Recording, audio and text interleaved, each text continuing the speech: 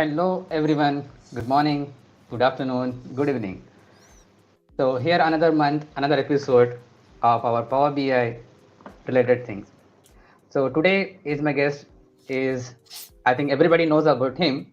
He is one and only Nikola, and he is very well known expert in Power BI. And now I just want to cut short and give it the floor to Nikola so that he can introduce himself and then he can showcase about the Power BI performance tuning. So Nikola, thanks for joining, and the stage is yours now. Thanks, Mohammed. Thank you very much for this nice introduction and for inviting me to join on your YouTube channel. It's my pleasure to be your guest. Also, from my side, good morning, good afternoon, good evening, depending on which part of the planet you currently are. And yeah, so let's quickly start. I'll just briefly introduce myself. My name is Nikola Ilic. I'm originally from Belgrade in Serbia, but for the last more than 6 years, I live in beautiful city of Salzburg in Austria, where I work as an independent data platform consultant and trainer. And living in Salzburg was the reason why I've chosen this nickname, Data Mozart. I guess you all know that Salzburg is worldly famous as a birthplace of Wolfgang Amadeus Mozart. So I was brave enough to use his last name as part of my nickname. And that's why I'm trying to make music from the data. You can also find me on the web. I'm regularly blogging at data-mozart.com. I'm also active on LinkedIn and Twitter, social media, so feel free to connect if you like. Other than that, I'm coming from traditional business intelligence background, used to work with SQL Server and other Microsoft data platform products. And I'm also Microsoft Data Platform MVP, Microsoft Certified Trainer, and I have also authored some courses on Pluralsight on Power BI topics, of course. Privately, father of 2 kids and true football and Barca fan, as you can conclude looking at the photo on your screen. So, in the very beginning, let me be honest with you. Creating a Power BI report may look like an easy task. So, you import the data, you set those nice colorful visuals, and your shiny dashboard is ready. However, one day you receive a phone call from the report user who complains that Power BI report is slow. Or what's even worse, you get a call from your DBA who walks into your office and asks you to explain why your Power BI report burns all the available resources, for example, during the data refresh process. As I've already told you, creating Power BI report may not look like a rocket science, but in the end, there is a huge difference between a Power BI report that just works and Power BI report that works efficiently. Now you're probably asking yourselves, if I have performance issues with my Power BI solution, where do I start? And that's a great question. Why? Because once you identify the area that causes problems, you are halfway through the solution. Okay, maybe not halfway, but you can then shift your focus and try to find a solution to a more specific issue. And when we are talking about specific issues, there are at least 5 key areas to examine if you want to improve the performance of your Power BI reports. Those are 5 things to consider from the title of this session. So first one is data model size. Next, data refresh process, DAX calculations, visualization rendering time, and finally storage mode decision.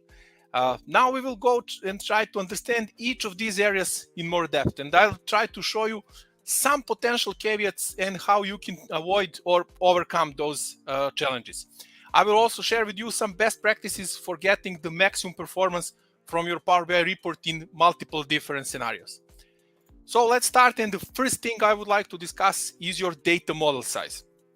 It is so important that in certain scenarios, for example, if you're operating on Power BI Pro license, which has a 1 GB limit per dataset, your solution simply can't be used if you reach that limit.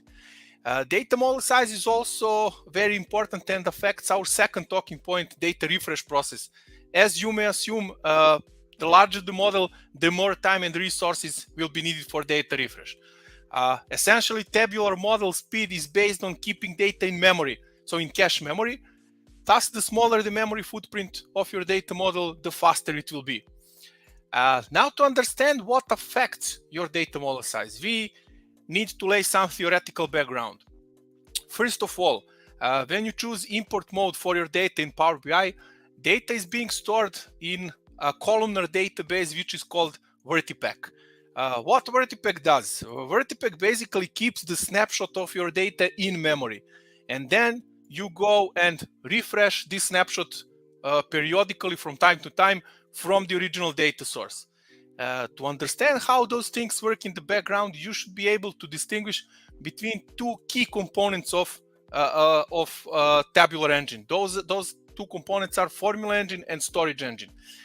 Formula engine, you can think of it as a brain of Power BI because it translates DAX to a specific query plan, and that query plan then consists of different physical operations such as joins, aggregations, filtering, and so on. On the other hand, storage engine represents the muscles of Power BI as it literally physically goes through your data store, which is stored in tabular model. So if storage engine needs to dig through massive amounts of data, it will obviously need more time and resources to execute the query. And I always like to give this kind of analogy. Imagine that you have to find a book in your old attic. And what do you think? Would it be faster and easier to find it if you just have, a few items around, or if the attic is in a complete mess and full of all kinds of stuff? I guess you all know the answer, the right answer. Now, optimizing data model size is a wide topic that I also have a separate 60-minute session dedicated exclusively to it. So let me just here quickly list best practices related to data model size optimization. First, and I would say most important thing, reduce the amount of data that you are importing in your data model, and keep only those rows or columns your users really need in the report. That means, first of all, remove unnecessary columns. Also, you need to remove unnecessary rows. That means if your users need to analyze data from last, let's say, 2 years, then there is no need to import data from last 5 years. So just keep that data that your users really need. The next one, try to reduce column cardinality whenever possible. In most cases, Veritypack will need to use a special type of encoding to compress the data within the column, and it will build a dictionary for values in the column. That means the lower the cardinality, the smaller that dictionary that Veritypack builds will be, and consequently it will take less memory. So if you don't need, in simple words, if you don't need data on a level of granularity which is lower than day, then remove time portion of the data, and that will significantly reduce the size of that column. I will show, don't worry, I will show in a few minutes in one example what I'm talking about. Next one, avoid using calculated columns. We are talking about DAX calculated columns whenever possible, as they are not optimally compressed, to put it simple. Instead, if you need to do some calculations and create calculated columns, try to push all calculations either to a data source like SQL database, for example, or create them using Power Query Editor. This one is also very often a cause for huge data model size. Auto date time option, disable this option for data loading, as this will remove a bunch of automatically created hidden date tables in the background. Instead, always and literally always create a proper calendar or date dimension in your data model. Okay, so let me show you one of these points that we just discussed in action. And I will open my Power BI desktop. Here I have a very simple model. Let me show you. I have one fact table, chats table, that contains data about chats performed by customer support department. And you see that I have a column which is called date TM start UTC, this one. And this column, this is just a simple count of distinct values in that column. And you see that I have almost 9 million values in that column. Now, to be able to follow what is going on with the amount of memory that your data model takes, I will use a Veritypack Analyzer tool within DAX Studio. I sincerely hope that all of you are familiar with DAX Studio and that you are using it in your work with Power BI. If not, go to DirectStudio.org and download it for free. It's amazing, and it will immensely help you in your day-to-day work with Power BI. So one of the features that are built in DirectStudio is Veritypack Analyzer. So basically, what Veritypack Analyzer does, it collects data from different dynamic management views and shows to you in more convenient, more readable form, so you can quickly spot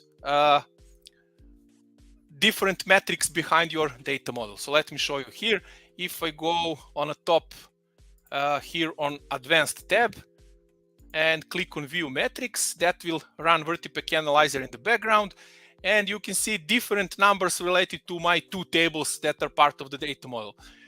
Let me quickly walk through all of those columns. So cardinality means number of distinct values in the column. On a table level, that means the number of rows in the tables. This is, yeah. Sorry to cut. Can you just zoom a little bit? Yeah, absolutely. Yeah. Is it better? Yeah, clear. Okay, thank you. Perfect. So all those numbers are in bytes. That means that the table chat takes 550 megabytes in our data model. And also you can see here in terms of, so this one is, let me just zoom it a little bit. This one takes 69, almost 90% of the whole data model, this table. So you see the number in percentages that one table takes within the data model. If you click on this small arrow here next to a table name, you can see all those numbers broken down on a column level. And you see that we have in date team start UTC column, we have 8.8 million rows, which is almost 9 million. And what is more important, this column takes 454 megabytes. So I just want you to remember this number, 454 megabytes. It takes in our data model. So I'll now go back to my Power BI desktop, and I will go to Power Query Editor. This is my chats table. As you see, it goes to a second level of precision. So I have date and I have time that goes to a second level of precision. If we just simply change the type of this column from date time to date, assuming that users will not need to analyze data on a second level. So they don't care, they're not interested to know how many chats were on, I don't know, 6th of August at 3 p.m., 3:44 and 44 p.m. So it's on a date level. You see that time portion disappeared. I'll hit close and apply, and let's see what happens with our data model. So we need to wait a few minutes for Power BI to apply those changes. This number here should change, and then we will move to DirectStudio to see what happens with data model size. Okay, now we have, instead of almost 9 million, we have 1,000, slightly more than 1,000 distinct values. I'll click again on View Metrics, and now you see that date team start UTC column, here it is, 1,356. Instead of 454 megabytes, it takes just 7 megabytes, let's say 7 megabytes. That's a huge savings in memory. So basically 90% of saving. As I said, try to reduce the cardinality whenever you can, as that will enable Veritypack engine to compress the data more efficiently. Okay, I'll close this one and we can go back to our presentation. Fine, now that you know how to optimize your data model size, your data refresh process will run much faster. And that's true, of course, but not in 100% of cases. I mean, if it was, simple as that, today this session would never exist. So as I've already explained, Veritypack keeps the snapshot of your data in memory, and then you are refreshing this snapshot from time to time, depending on your specific business needs. It can be once per hour, once per day, once per month even, and so on. Now, chances are that you are applying some transformations to your data before you load it to Power BI. That can be currency conversion, that can be filtering of data, renaming your columns, performing some calculations, and so on. So where do you shape your data? source database first and the most obvious choice, and I would say in most cases the most desirable scenario, which is based on those traditional extract, transform, load concepts and processes. But if you don't perform data transformations on the source side, the next station is Power Query. Power Query is the built-in tool within Power BI that enables you to perform all kinds of transformations to your data. Last time I checked in official Microsoft documentation, you can apply more than 300 different transformations, and that number is constantly changing and increasing. The key advantage of Power Query is that you can perform complex, really complex data transformations with little or no coding skills at all. Additionally, all steps you apply during this data transformation process are being saved. So every time you go back and refresh your data set, those steps will be automatically applied, and they will shape your data in that way that you want. Under the hood of Power Query is a mashup engine that enables your data shaping process to run smoothly. And Power Query uses very powerful M language for data manipulation. Now, for some data sources, such as relational databases, but also for some non-relational data sources, like OData, Active Directory, or Exchange, for example, Mashup Engine is capable of translating M language to a query language that this underlying data source will understand. In most cases, it's SQL. What's the point, and why is that important? By pushing those complex calculations and transformations directly to a data source, Power Query leverages capabilities of those robust relational database engines that are built to cope with large amounts of data in the most optimal way. And that ability of Power Query's mashup engine to create one single SQL statement, combining all your M transformations that you made, is what we call query folding. Or let's try to make it simple. If the mashup engine is able to generate one single SQL query that is going to be executed on the data source side, we say that the query folds. Query folding is another extremely important feature, and as such also deserves a separate session to get familiar with all the capabilities, limitations, considerations, and so on. However, I want to show you today how this feature may increase or decrease efficiency of your data refresh process, depending if it's in place or not. Okay, so here is our card visual showing that we have 12.6 million rows in our online sales filter table. And let's go to Power Query Editor and apply some transformations to our data set. So I'll go to online sales filtered, and let's first, for example, grab some columns from dim customer. Let's say first name, last name, and gender. Okay. Then, for example, let's change first name to be all uppercased. You see what I was talking about. All transformation steps that we applied are being saved here. So Power Query saves all the steps, and the next time we refresh our data set, it will automatically apply all of those steps here. Okay, now I'm going to change the type of my date column, and this time I will use change type transformation. Instead of date time, I want date. You see that time portion was removed. Now let's say that I want to calculate the absolute value of sales amount. Okay, it's here. Now let's do some filtering. For example, let's find total cost, and I will filter all the values. I will keep all those values where total cost is greater than 5. Then, for example, let's do some replacement. For gender, I will replace values. For example, I replace F with female. And finally, let's keep only those rows where sales amount is greater than. We are interested, let's say that imaginary business scenario, that we are interested only in those sales where sales amount is greater than 500. So just in large orders. Okay. So how do you know if the query folds or not? If you right click on the step within those applied steps window, and you see this view native query option. If it's enabled, so that means if you can click on it, that means that the query faults.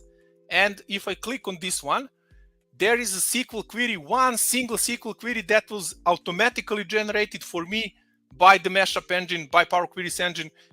So you see that I didn't write a single line of code. I was just clicking here and there, but in the background, Power Queries engine generated for me this SQL code that will be executed on the source side. So you see all of our transformations, that's uppercase of first name. So converting date time to date, calculating absolute value, replacing F with female. So all our M functions have their counterpart, their equivalent in SQL, in T-SQL, and Power Queries engine was able to generate a query. This part here that to show you those functions, that's nice. But what's the most important part here in this code is down below, this one. Because this will instruct SQL Server that we want to keep only those rows where sales amount is greater than 500. I will show you now what that means in terms of performance. So let's go back to Power Query and I'll hit close and apply.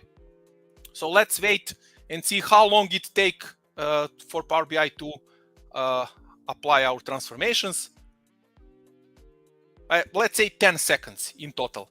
And we have 1.5 million rows. So our data refresh process took 10 seconds and we have 1.5 million rows. Now let me show you what happens when there is no query folding in place. So I will go here again. This is our those are our transformations. And here where I change type from date time to date, I will remove this step. So I will delete this step. And I will use another transformation type to get exactly the same outcome. So instead of using change type, I will use transform and choose date only. Power BI asks me if I'm sure that I want to insert this step because it can have impact on subsequent steps. I'm sure in this case. And so basically you will see that this time portion will disappear from here. So we got exactly the same outcome. Now, if I right click on the last step here, view native query option is disabled. That means in 99% of cases that query doesn't fold. And if you check all of those steps one by one, you will see that there is no query folding. The last step that folds is this one, uppercase text. So I will click on view native query and you see that we still have some kind of query folding. But instead of having all those transformations here, you remember we have absolute value, replace, and so on. We just have now upper function. But what's more important, there is no where clause at the bottom. Okay, so that's fine. Let's now hit close and apply and see what happens. Remember last time we have like 10 seconds to retrieve the results. Let's wait now and see what happens. So this number, this 1.5 million rows should stay the same. So it's slightly slower. Oops. So what happened here? We know that we assume that we should have the same number here, 1.5 million rows. But what happened here and why Power BI continued to load the data? Because of that where clause missing. So in the previous case, by explicitly sending the message to SQL Server, I'm interested only in those rows where sales amount greater than 500, and SQL Server did filtering on its side and pushed only those data that satisfied this criteria that sales amount is greater than 500. In this situation, SQL Server doesn't have a clue what we want, so it will push all the data, all 12 million rows, and then Power Queries engine will apply transformations on top of it.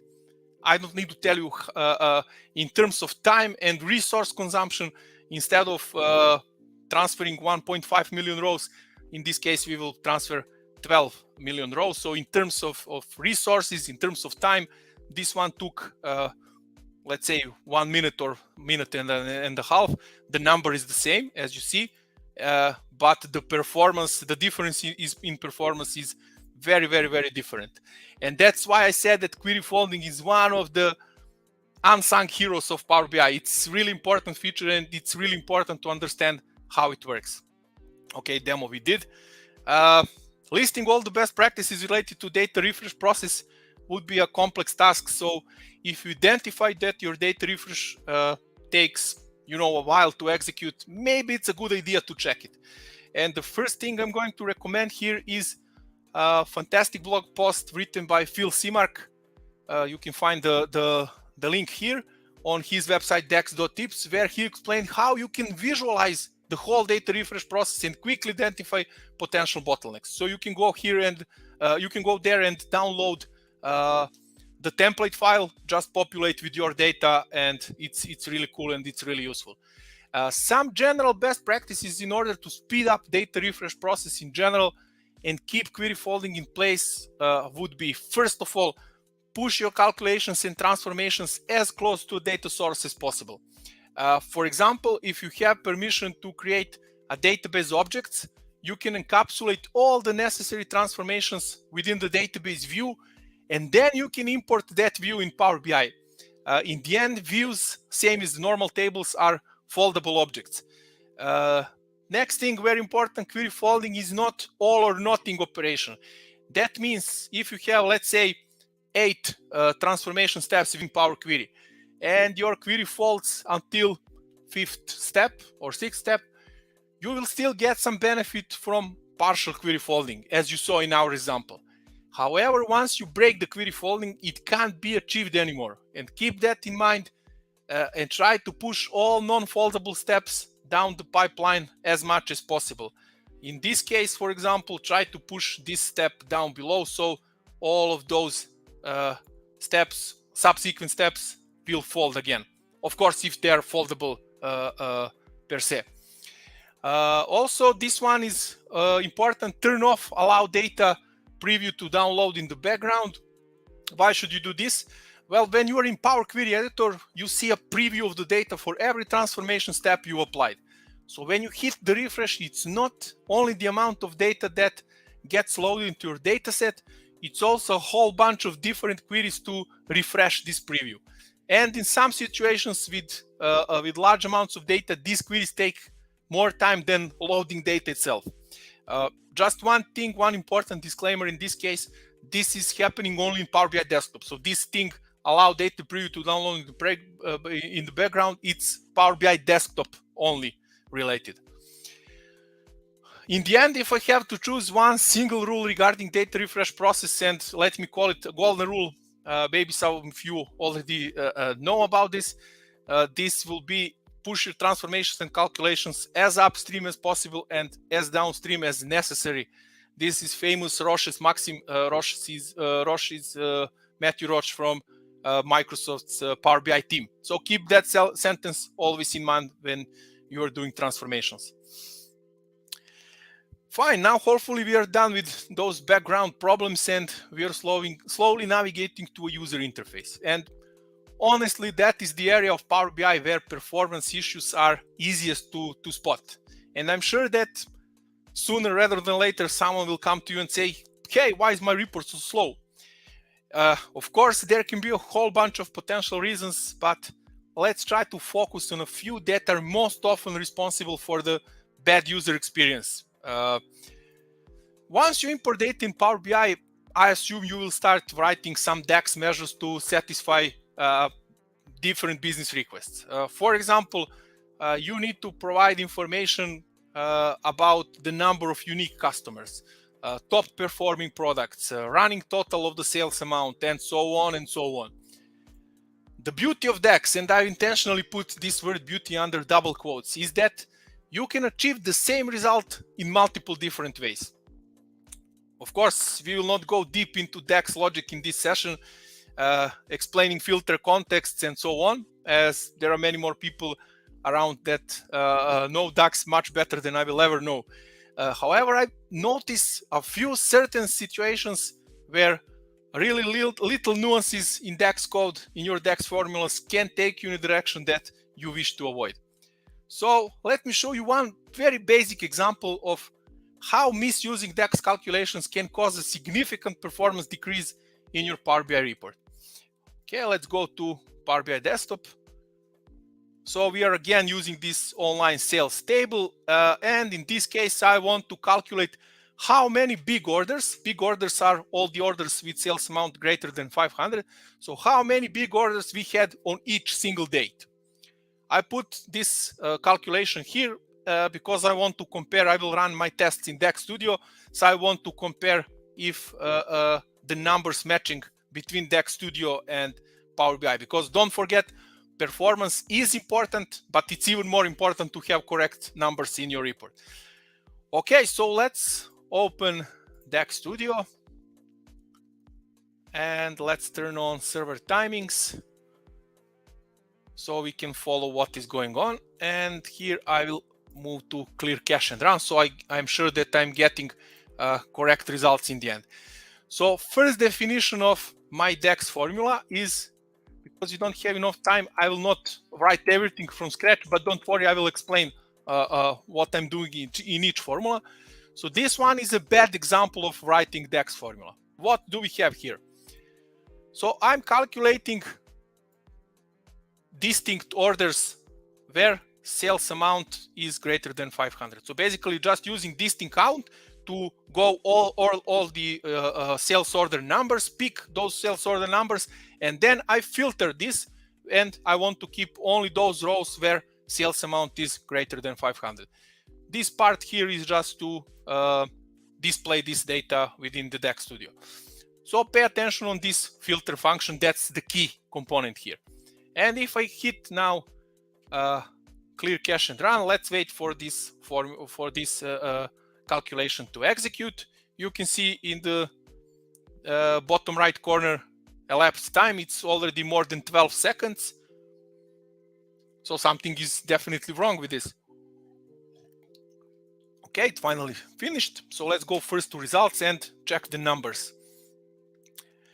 653, 785. So if I check here, okay, so numbers are matching. That's good news. But the bad news is that this measure is, freaking slow. So if I go to server timings, you see that this query took almost 17 seconds to execute, almost 17 seconds. Okay, and you see that all the queries that were generated by Formula Engine, so, and executed by Storage Engine.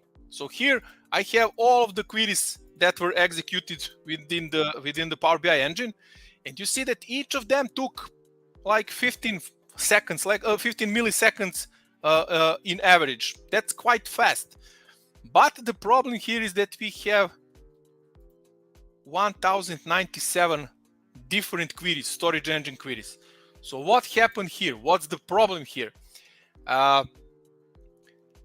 Here basically what Formula Engine did is, for every materialized table of data returned by Storage Engine, it ran a distinct count against each set of data which is specified in our filter condition, and that is date by date. So in this case we have 1097 distinct dates. For each date we have a separate Storage Engine query. Now I guess you assume that there has to be a more optimal way to obtain this same result. So let me show you a definition of a good guy here, and let's execute this one. So again, I will clear cache and run. Let's go to results, compare the numbers. They are matching, so we get correct numbers. And in this case, server timings, we have just one Storage Engine query, and it took 32 milliseconds to retrieve the results. What's the difference between those two formulas? Let me zoom it a little bit so you can easier follow. So in both cases, this distinct count part is exactly the same. In both cases, you're using filter function here and here. The only difference, but that's a big difference, is that here, because filter function can accept both table as an argument and column as an argument, or columns. In this case, I provided the whole table, which has 12.6 million rows, the whole table as an argument. While in this case, what I did, I used this combination of filter and all functions. Basically, what I did here is with all functions, I removed all active filters from my sales amount column. That's the first part of this formula. And the second part says, okay, put only filter which says that sales amount is greater than 500. So instead of having to walk through the whole table, this one is just one single column, and you see the performance in the difference in performance. There is another way to write this to obtain exactly the same results. So let me show you. I'll run this one again, 31 milliseconds. That's let's say the same as the previous one. This one is a so-called syntax sugar. So in this case, I omitted this portion here, so I didn't write filter and all. So I just put my filter condition that says that sales amount is greater than 500. But what happens in the background is that this formula will be internally translated to this one. So even though if you don't write filter and all, the engine will implicitly wrap your code with this one. So those two are exactly the same, There is no difference. And finally, you remember when I told you that the beauty of DAX is that you can obtain same results in multiple different ways. This is the fourth definition of the formula that should return the same results. So let's go here, and you see that results are the same. In this case, we have 31 milliseconds. So again, as in the previous two cases, the query plan is exactly the same. In this situation, I was using keep filters function. This is completely different function than filter, but in this scenario, it returned exactly the same result. So you saw that how little nuances in writing DAX formulas can produce a huge increase or decrease in performance of the report. Well, this one, I would say, is the most obvious problem. When your report page renders slow, you can bet that the report consumers will complain about the poor experience and ask you to do something. So let's check what can be a root of the slow rendering. First of all, Power BI Desktop offers you a quite handy built-in feature which is called Performance Analyzer. Performance Analyzer enables you to capture the performance metrics for every single visual on the report page. The rule of thumb is the more visuals you have on your report page, the longer time would be needed to render this page. And I'll show you in a few minutes how this looks in reality. So let's go here, and this is my report page. What I have here is 10 card visuals. Each of them contains one single measure showing. So those are pretty simple measures, no complex DAX or something like this. So just max, sum, average, and so on and so on. So nothing special really. I'll turn on Performance Analyzer. So under View tab on the top, you can then turn on Performance Analyzer. Now everything I'm doing on this report page will be recorded, and I will be able to see the metrics here. So let's start recording and let's refresh our visuals. Now I will sort this by total time, and I want to sort in descending order so I can quickly spot what is the slowest element on my report page. Then I can focus on solving this specific problem. If you click on this small plus sign next to this visual element name, you can see how much each of those things like DirectQuery, visual display, and so on took within this total time. And you see that DirectQuery is 22 milliseconds. That's quite fast. But you can also see that other is 244 milliseconds. So it's like 80% of the total time. Now you're probably asking yourself what the heck this other means. And that is a great question. So let me answer it. Other means how long did specific visual had to wait for other actions to complete before it could be handled. So don't forget that Formula Engine works in a single threaded way. So it can't generate DirectQuery for multiple visuals in parallel. I want to show you now, so this is 300 milliseconds. If I refresh, it will probably be, yeah, around, let's say, 300-400 milliseconds, which is still fast, but don't forget that we have just simple calculations here. So let me show you how you can, I will stop this now, how you can optimize performance of this report page without sacrificing the original design. So in this case, I had 10 card visuals. This is my another page, which looks exactly the same. So everything looks the same. But if I now turn on Performance Analyzer, you see that my slowest report element took 130 milliseconds to execute. So in this case, instead of having 10 card visuals, I have 2 matrix visuals. I spent some time to format them properly to mimic the look of those card visuals. And credit goes to Chris Hamill from Microsoft for giving this idea how to do this. In this case, basically, instead of having 10 separate DAX queries, we have just 2. So that is the feature called DAX Fusion, where Formula Engine is able to generate one single DAX query that will populate all 5 measures within the matrix visual. Similar outcome to this can be achieved with a free custom visual card with states from OKViz, so you can download it from AppSource Marketplace. The point here is try to reduce the number of visuals and try not to use too many visuals that render a single value. Okay, so let's walk through best practices or list of things you should do or not do when it comes to performance of your visuals. First of all, as I said, reduce the number of visuals on your report page. If you don't need a visual, simply remove it. Also, having multiple non-data related objects such as shapes or images, icons, and so on will also impact the rendering time. So if you plan to have a lot of shapes and text boxes and so on, consider using PowerPoint, for example. There you can create your desirable page design with all those elements, with all those icons and images. You can save it as an image and then set this image as a page background in Power BI. Reducing the number of visuals on your report page also means that, like in our example, if you have a possibility to satisfy the business request by generating one DAX query instead of 5, you should tend to do it whenever possible. Excuse me. Try to display data at a high level of grain. So Veritypack is really fantastic in vertical aggregations, but performs much worse on a detailed level of reporting. So with that in mind, if you have, let's say, a table of 40,000 rows, you should be better off keeping this high level detail by taking advantage of drill through feature.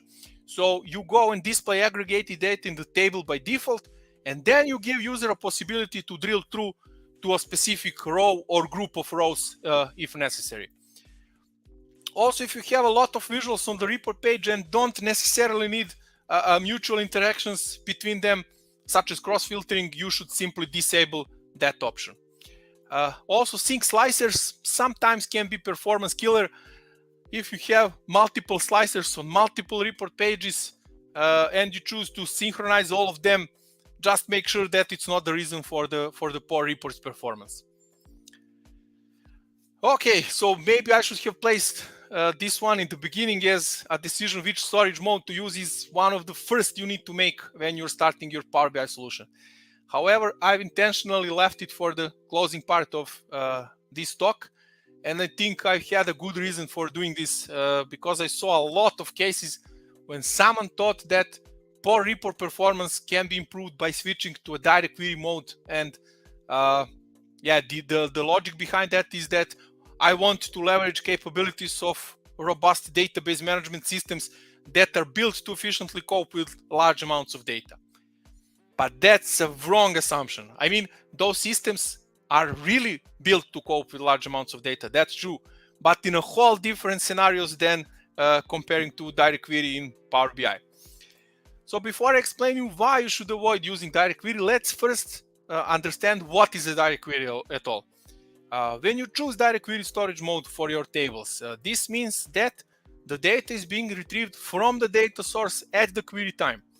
And this also means that the data resides in its original data source before, during, and after the query execution. So nothing goes to Power BI itself. And thinking that using DirectQuery mode will improve your Power BI report performance is one of the biggest fallacies. So DirectQuery will never ever improve performance of your Power BI report. No chance. To cut the story short here, you should use DirectQuery literally in 3 and only 3 scenarios. First one is your data size is so large that you simply can't import it in Power BI. For Pro licenses, this limit is 1 gigabyte per dataset. For Premium, I sincerely believe that you will rarely get a chance to go beyond the limit. Then the next one, requirement to have near real-time reporting solution. As we've already learned, when you use import mode, Power BI keeps the snapshot of your data. So it's not always the real-time data. It's not always the latest data. Now, let's say that the business requirement is to have the data with maximum of 1 minute latency. No chance, so you can't refresh data so frequently to satisfy this request. However, don't fall into the trap if your users request real-time data, because real-time data is completely different thing for different users. I had situations when I ask user, what is real-time data for you? And they respond like, okay, so that means that every morning when I come to my desk, I want to have the latest data. So you can refresh data once per day. They're completely fine with it. Or 1 hour, with 1 hour latency, they think that's real-time data.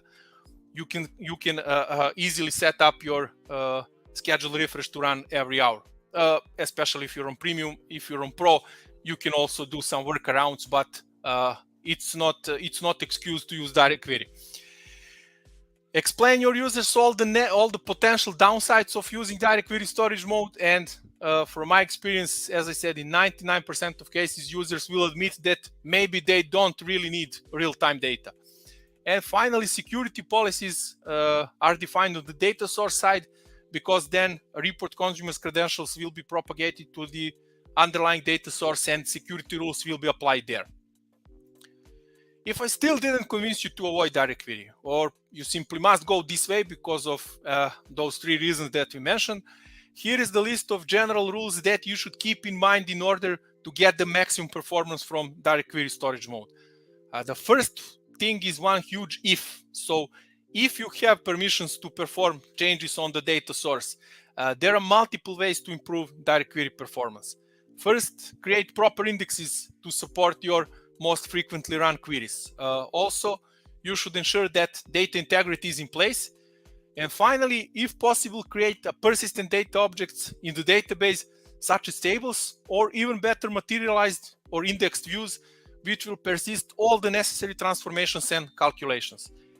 If you don't have access to an underlying database, you can still gain some improvement within Power BI itself. The most important thing to keep in mind is avoid complex Power Query transformations, because the SQL code that is being generated by the mashup engine is not always the most optimal one. So it's correct SQL, you will get your results back, but it's not always the most optimal one. If you need to use calculated columns, as we said, try to push their calculation, their creation on the SQL source database. Also avoid complex DAX measures, because your DAX statement in the end needs to be translated to SQL. Keep in mind that this can process some expensive SQL queries. Again, whenever possible, perform all your calculations on the source side. Avoid relationships on GUIDs. GUID, what is GUID? GUID is a special data type that exists in relational databases, global unique identifier. Power BI simply doesn't support this data type and needs to apply some internal data conversion during the query execution, and that of course affects the performance. Limit parallelism whenever possible. You can define maximum number of connections that DirectQuery can open at the same time.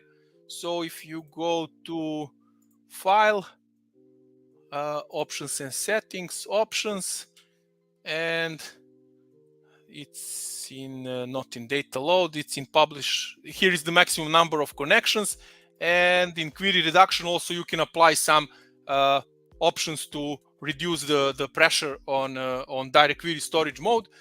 And finally, you should check assume referential integrity option. By doing this, you will enable usage of inner joins instead of outer joins, which should improve the overall query performance. Of course, as a prerequisite, you need to have referential integrity in place within your database, but I sincerely hope that's the case nevertheless of Power BI. To conclude, the best practice regarding DirectQuery storage mode is avoid DirectQuery if possible. Use import mode whenever you can. Okay, so this is, because today is Saturday, this is Monday to-do list for you, things that you should apply when you go on Monday in your office and turn on your PC and start working with Power BI. First thing is, key thing is to identify which part or which parts of your Power BI solution don't perform well. If your data model size is large, consider removing unnecessary rows and columns and try to reduce column cardinality, for example, by removing time portion from your timestamp columns. If your data refresh process takes a while, check if the query folding is in place. In case that you identify that there is a step that breaks the query folding, try to push it down this transformation pipeline as much as possible. Be mindful when write DAX to enhance your data model with additional columns and measures. As you see, when you need to filter the data, always filter columns, not the whole tables. If your report page renders slowly, try to reduce the number of visuals on it and use Performance Analyzer to identify bottlenecks, and don't use many visuals that calculate single value, such as card visuals, for example. Finally, stay away from DirectQuery storage mode if possible, and use it only in those 3 scenarios that we've already discussed. Now, of course, you should keep in mind each of these points, but if you ask me, one of them is slightly more important, slightly more significant, and that is the number 1. Why? Because identifying which part of your Power BI solution is the root of performance issues will help you to concentrate, to focus on solving a specific problem rather than wasting time on less important stuff. So basically that's it for me, and you know what they say, the road to hell is paved with good intentions. I sincerely believe that now that you know what are 5 things to consider when it comes to Power BI performance, you will not commit them anymore. So yeah, that's basically it. If there are any questions, let me check.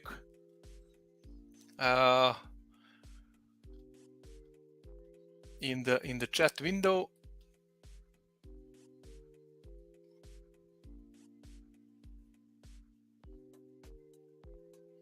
Thanks for Mohammed for posting those links.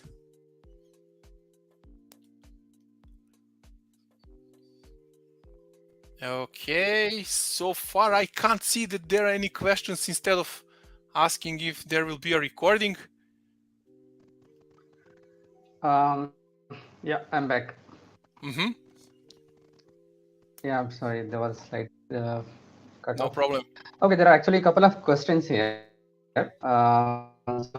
So one is from, I hope I add that. Okay. Okay, I see. If if in case we should have to import huge data, what's best practices? That's not an easy answer. So it depends. What do you consider as a huge data set? It depends on many different things. So if you can be a little more specific, how big the table is, or how many tables do you have? What data types? Yeah, there are many things that can affect. In general, all the things that we mentioned here apply to both smaller and huge data sets, but the difference in performance is more obvious with as the data grows. So you can't see any performance difference on a small data set of, I don't know, few thousand rows. But if you have, yeah, let's say 10 million plus rows, then you will definitely notice the difference in performance.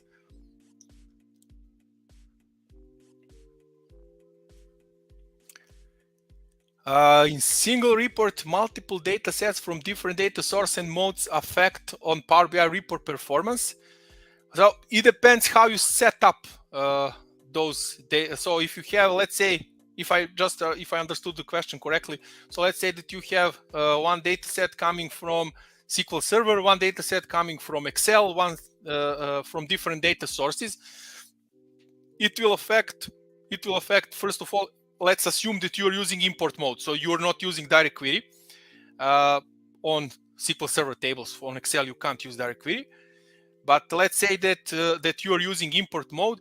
So once you import the data in Power BI, it doesn't matter if it comes from Excel or SQL Server or so on. It's internally stored in an instance of analysis services tabular. So Excel data, SQL Server data, if stored in Power BI, it will perform exactly the same. But there is a difference in refresh time. So if there is a query folding and SQL Server is the data source, then this data, assuming that you have similar number of records in two data sources, the one that is able to generate a query, to achieve query folding will perform faster. I hope that answers the question.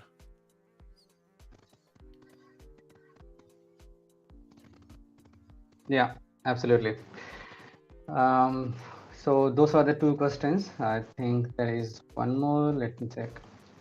Yeah, there is one more question, which is from Ganesh Reddy. So how many-to-many relationship will impact on performance?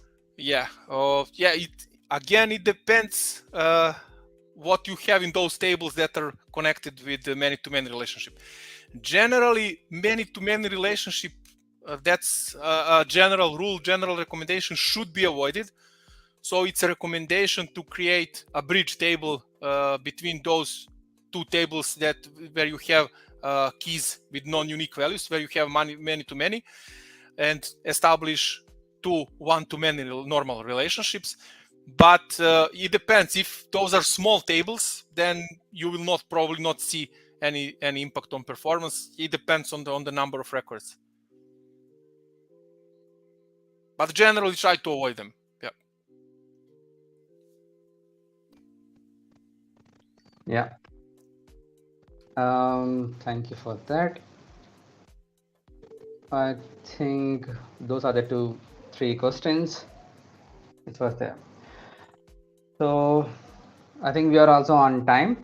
So thank you so much, Nikola, for your time, and it was a wonderful experience and wonderful explanation what you have done for the best practices to take care in the Power BI report development. It's really useful for each and every project, even for the beginners, even for the experts, or even for the middle level people. They need to consider these things when they want to develop the reports, right? So it really helps a lot for the peoples also. Thank you so much for your time once again, and we wish you to call you back on my channel maybe in future for some other cases. It will be a pleasure, so, and yeah, thanks for hosting me, and thanks everyone for joining. Yeah, have a nice weekend. Bye-bye. Yeah, have a nice weekend. Bye.